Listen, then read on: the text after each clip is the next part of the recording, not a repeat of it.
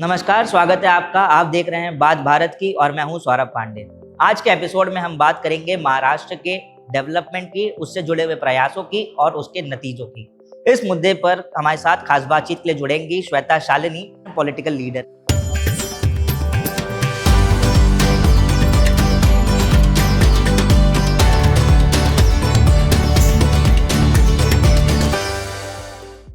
Hello and welcome on the show, ma'am. First of all, thanks for sharing your time with us. Saurabh ji, thank you for inviting me here. What are the challenges being faced by the government and how the government is addressing it? I'm a political leader, and considering my work in the state, I can give you certain governance challenges that Maharashtra currently is facing. वैसे तो आपने बहुत सारी चीज़ें online पढ़ी होंगी, लेकिन जो आप पढ़ते नहीं हैं वो कुछ चीज़ें मैं आपको बता सकती हूँ। माननीय अमित भाई शाह ने एक नारा दिया, नक्सल मुक्त भारत का। उसी पदचिन्हों पर चढ़ते हुए माननीय देवेंद्र फडणवीस जी ने गढ़चिरौली, जो महाराष्ट्र में सबसे ज़्यादा नक्सल प्रोन एरिया था, वहाँ नक्सल मुक्त बनाने की ठान ली। और आज it is only because of governance, good governance practices, that we are seeing employment being generated in Gadchiroli. And you will see that continuously the so-called Naxals are surrendering in every event that the Honorable Chief Minister does. लेकिन महाराष्ट्र में एक उससे भी बहुत बड़ा नक्सलवादियों का ही एक बड़ा प्रॉब्लम जो है वो अर्बन नक्सल का है। क्या आपको पता है कि पुणे जैसे शहर में, जो कि बहुत ही मॉडर्न है, यहाँ से नक्सलों की सबसे ज़्यादा भर्तियाँ होती हैं। The youth is getting attracted and is getting recruited in Naxalism from places like the colleges of Pune. And this is the challenge that we as a nation need to fight. This is a challenge that we as the state need to fight. And I think this is a typical governance problem. इसको भी tackle करने के लिए एक जन सुरक्षा कायदा हमारे राज्य में आज आया है। और अगर आप देखेंगे तो कहीं ना कहीं urban Naxalism is also on a decline, और एटलीस्ट दे आर चैलेंज्ड। बहुत बड़ा गवर्नेंस चैलेंज ये क्लाइमेट चेंज भी है।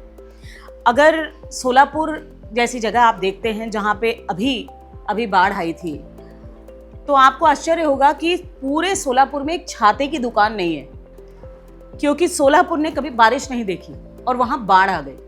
सो this climate change is something that the governance of the state has to tackle on a daily basis.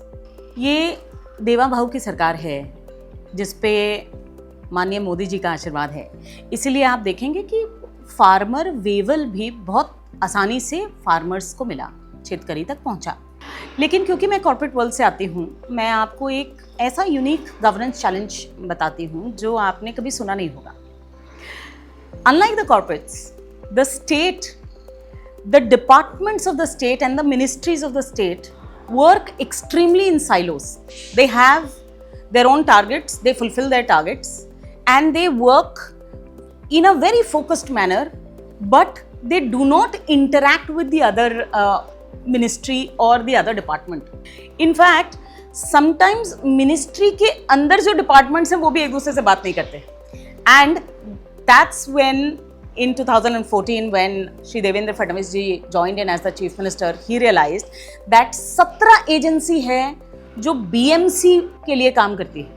अब आप 17 agency में एक एजेंसी यदि काम कर रही है, दूसरी एजेंसी कल सुबह उठती है, कुछ उसी काम को दूसरे तरीके से कर देती है, या फिर एक रोड लेआउट कर रही है, दूसरा पाइपलाइन लेआउट कर रही है, तो वो रोड बनने के बाद खुद जाता था। And that's when he came up with this concept of a war room, which kind of just collaborated the 17 agencies together. It is completely innovative governance step, and that's why it is important. Governance is what works completely but silently. As we are marching towards Viksit Bharat and Maharashtra is also moving towards Viksit Maharashtra, what are the steps being taken by government in improving infrastructure in urban as well as the rural areas? माननीय देवेंद्र फडणवीस का नाम जब इतिहास के पन्नों में लिखा जाएगा तो वो देवेंद्र फडणवीस नहीं, डेवलपमेंट फडणवीस करके लिखा जाएगा।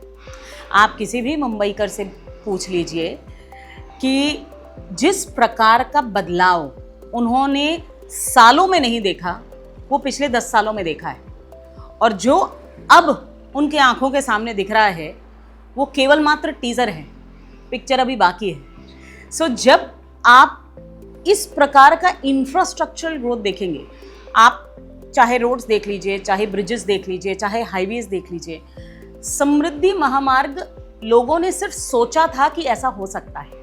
महाराष्ट्र का एक बहुत अलग सा चैलेंज है कि मराठवाड़ा, विदर्भ, उत्तर महाराष्ट्र, पश्चिम महाराष्ट्र और मुंबई कोंकण, ये विभाग जो है ये अपने आप में अपना एक अस्तित्व रखते हैं, और इनके अस्तित्व की धरोहर को जोड़ते हुए इनको विकसित महाराष्ट्र में जोड़ना, so that development reaches every person, every segment, every sector and every zone and विभाग of Maharashtra is what was promised by Shri Devendra Fadnavis ji. And मुझे लगता है कि पिछले 5 साल का कार्यकाल जो आप देखेंगे 14 से 19 तक, उन्होंने हर सेक्टर के लिए काम किया, और अभी भी पिछले 2.5 सालों से और अब की सरकार जो है, आप देखिए गढ़चिरौली में, विदर्भ में इंडस्ट्री आ रही है, संभाजी नगर में इंडस्ट्री आ रही है, हमारे पास नासिक में इंडस्ट्री आ रही है, लातूर में कोच फैक्ट्री आ रहा है। So there is a complete confidence today in the people of Maharashtra that they have finally found a leader who understands the need of every nook and corner of Maharashtra। और इसी बात की ज़रूरत है। अभी आप मुझसे इंफ्रास्ट्रक्चर प्रोजेक्ट्स की बात कर रहे हैं, तो रोड्स, मेट्रोज ये छोड़ के अगर आप देखें तो शक्ति महामार्ग, सिर्फ यदि हम उसी की बात करें कि शक्ति पीठों को जो जोड़ने वाला महामार्ग है, वो आप एक अंत से दूसरे अंत तक आज यदि लेते हैं तो आपको लगभग 20 घंटे एक्स्ट्रा लगते हैं जब ये महामार्ग बन जाएगा। उससे the whole focus is on infrastructure led development, क्योंकि जब इंफ्रास्ट्रक्चर पे काम होता है तो लोगों को हाथ में काम मिलता है। नितिन गडकरी जी ने हम सबको, पूरे देश को ये रास्ता दिखाया है। China, when it was being developed about 20 years ago, one of the things that they did was make roads। तो इतिहास के पन्नों में नितिन गडकरी जी का नाम नितिन रोडकरी करके लिखा जाएगा, क्योंकि उन्होंने हर एक शहर को इस देश में कंक्रीट के रास्तों से जोड़ा है, और उन्हीं के नेतृत्व में आज, क्योंकि वो महाराष्ट्र के सुपूत हैं, इसलिए महाराष्ट्र को भी जोड़ रहे हैं। और ये जोड़ी जो है देवेंद्र फडणवीस जी की और नितिन गडकरी जी की, वो मुझे लगता है कि infrastructurally you will see immense growth. It's going to be a completely different Maharashtra that this leadership will leave for the youth of Maharashtra. As you mentioned earlier about youth and innovation in the state, how can the youth participate in governance? देखिए, मैं अक्सर ये बात कहती हूँ कि ये PPP जो मॉडल है ना, जिसमें प्राइवेट पब्लिक पार्टनरशिप आता है, ये PPP मॉडल होना चाहिए। पब्लिक, प्राइवेट, पीपल और पार्टनरशिप नहीं, पार्टिसिपेशन मॉडल होना चाहिए। क्योंकि बहुत ज़रूरी है कि यूथ पहले एक चीज़ करे, पार्टिसिपेट करे। क्योंकि आज के समय में आप पार्टिसिपेट कैसे करते हैं? आप पार्टिसिपेट डिजिटली कर सकते हैं। आज हर ड्राफ्ट बिल जो पॉलिसी डॉक्यूमेंट है वो ऑनलाइन लिखा जाता है, ऑनलाइन अपलोड किया जाता है, और आपसे सजेशंस मांगे जाते हैं। तो मेरा आपके ज़रिए ये यूथ को आह्वान है, आज भी यदि आप सिंपल इतना कर सकते हैं कि आप जाइए, पॉलिसी डॉक्यूमेंट को पढ़िए और उस डॉक्यूमेंट में आपके विचार, अपने ओपिनियंस वहाँ पर दर्ज करवा दीजिए, बस इतनी ही आपसे अपेक्षा है। क्योंकि participation is very very important. The government is also trying a lot, because आप देखेंगे तो अटल इनोवेशन में कैच देम यंग प्रोग्राम चल रहा है, स्कूल के बच्चों को इनोवेशन और किस तरीके से देश के चैलेंजेस के ऊपर काम कर सके, इसके लिए तैयार किया जा रहा है। वैसे ही आप देखेंगे तो हैकाथॉन्स हैं, तो यंग कॉलेज के बच्चे, यूथ अपने आइडियाज़ के साथ देश के प्रभाव में जुड़ रहे हैं। लेकिन अभी भी ज़रूरी है कि 2-3 चीज़ें हैं जिसमें यूथ का इन्वॉल्वमेंट बहुत ज़्यादा चाहिए। पहली चीज़ पॉलिसी, जैसा मैंने आपको बोला। दूसरी चीज़, हमें ज़रूरत है कि आज का युवा ये समझे कि ये देश उनके कंधों पर चढ़कर एक सुपर पावर बनेगा। तो जब हम ये सपना देखते हैं तो आज के युवाओं को इस बात को समझना चाहिए कि उनका हर एक मिनट कीमती है और हर एक मिनट इस देश के लिए होना चाहिए। So they need to innovate for India, they need to think about India, they need to, because opportunity lies in India. India is or has spread its wings, it's going to fly, and it's important for the youth to understand this, that they are going to fly with them, or they are the ones who are going to make India fly. Ma'am, coming to a political point of view, politics has always been a men's field as per the people. But you being a woman, what were the challenges did you face, and what are the challenges or the barriers which women face now as well? देखिए, ऐसा है, मुझे लगता है कि मैं अक्सर ये बात कहती हूँ कि भारतीय जनता पार्टी एक परिवार है और परिवार में महिला सुरक्षित रहती है। लेकिन यदि आप राजनीति को होलसम तरीके से देखेंगे तो राजनीति अपने आप में एक बॉयज़ क्लब है, और rather I would say an old boys club. और इसीलिए मैं अपने लिए ये बात बोल सकती हूँ कि अधिकतर समय राजनीति में महिलाओं को परसेप्शन का इशू रहता है। The challenge is always psychological.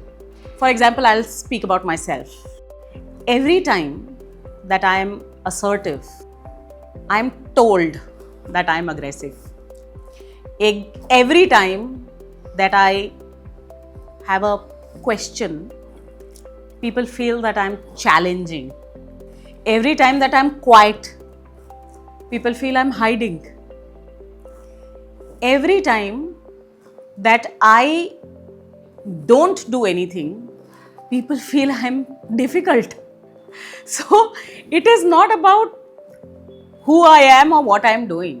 It is about the perception of the ecosystem. Or paradigm of politics is changing, and I'm very sure that this perception will change as well, because there is a lot of sisterhood among the women in politics. We may be less, but we are together.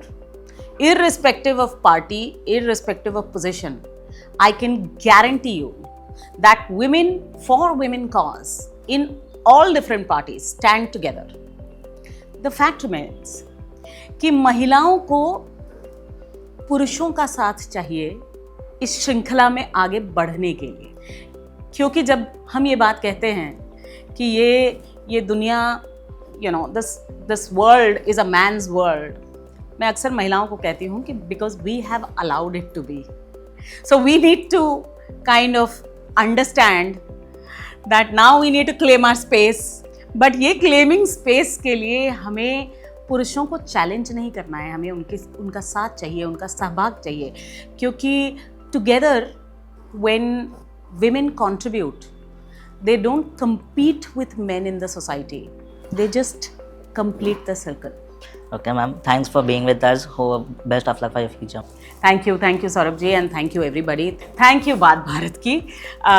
मुझे लगता है कि भारत की बात विदेशियों तक भी पहुंचनी चाहिए, इसलिए आप सबको मेरी शुभकामनाएं। You go places, you go the world over and keep spreading your wings exactly like India is. Thank you. ये थी हमारे महाराष्ट्र के विकास पर श्वेता शालिनी जी के साथ खास बातचीत। बाकी अन्य लीडर्स और उनके विजन को जानने के लिए देखते रहिए बात भारत की।